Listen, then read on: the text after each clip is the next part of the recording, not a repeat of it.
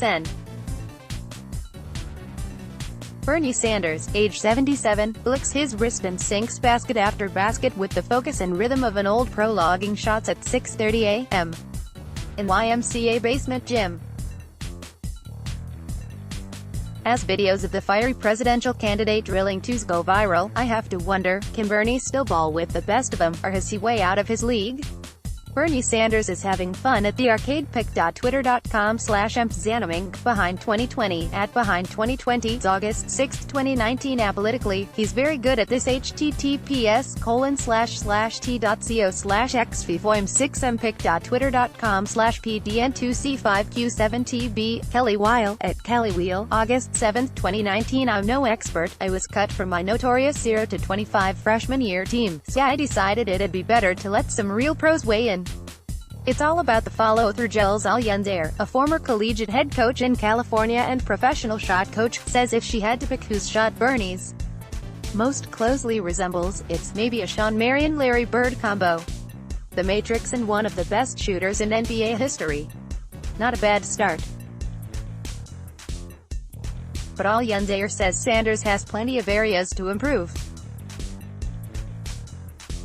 The first thing I would correct would be how he releases his shot, she begins.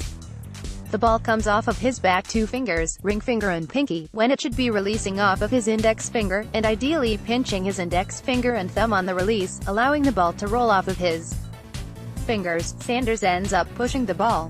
Alcindor explains, because he doesn't have enough initial bend in his wrist, nor is he snapping the wrist down as if reaching into the bottom of a cookie jar. Here we can see Bernie's release point.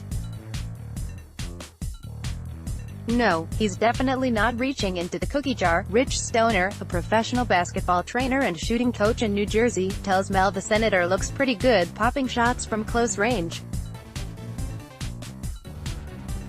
However, move Bernie back a few feet and I bet he does not make nearly as many shots, Stoner says, agreeing with Alcindor that Sanders needs to work on his follow-through. He needs to finish his jumper by extending his elbow and hand through his target, not half-finishing and pushing it, Stoner says. This may work close to the rim or and pop the shot, but not so much shooting from any distance. A watch Sanders' lack of follow-through. It's especially striking compared to a basketball player like, say, former President Barack Obama. Obama is a baller, Stoner says. His shot is way better. You can see that he shoots very similar to players today. Body turned slightly, dips, extends through the rim. No comparison really. Bernie's got BF. This could just be the way Sanders learned to shoot. The 2020 candidate's shooting form resembles that of someone who learned to shoot in the 50s, Stoner says. His hand is under the ball, elbow bent so it looks like an L, and he pushes it on his release without extending on his finish through his target. Not sure exactly why it was taught that way, but it's based on this concept called beef balance, eyes, elbow, follow through. Bernie got a good form if it were back in the 50s, Louis "Sweet Lou" Dunbar, current head coach and 27-year veteran of the Harlem Globetrotters, tells Mel. That's the way they taught you way back in the day, to use that left hand to guide until you release with the right hand.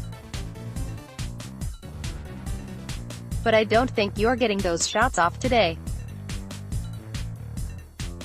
If he were still playing back in the 50s, he might be awesome. Dunbar laughs. I think he'd be a good free throw shooter back then. But I don't know if he'd get the jump shot working. He'd have to get fouled because he wouldn't make a shot otherwise. Dunbar adds, he probably hasn't discovered this yet, but he probably shoots better left-handed. Could you imagine Kevin Durant shooting like Bernie? Stoner says.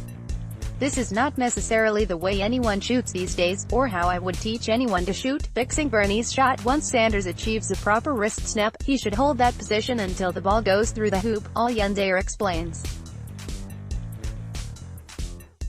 We'll give him a pass on not doing that during pop a shot. How would the coaches fix this? I'd have him do what we call three-finger shooting, where he uses only his index, middle finger and thumb, Alcindor explains.